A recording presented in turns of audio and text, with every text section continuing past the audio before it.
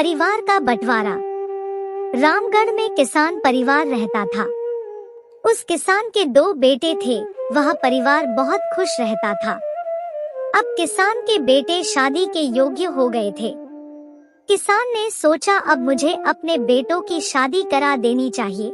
यही सोचकर उसने पास ही के गांव की 2 बहनों से अपने बेटों की शादी करा दी। वो दोनों बहुएं बहनें होकर भी दिन रात झगड़ा करती थी।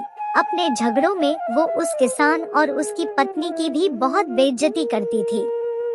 दोनों बहुओं ने अपनी सास को एक दिन बहुत पीटा भी और एक दिन अपने पतियों के सामने ही अपनी सास की खूब बेइज्जती की। किसान अपने बेटों की शादी करके बहुत दुखी था। दोनों बेटे अपनी अपनी पत्नी के कहे अनुसार ही चलते थे।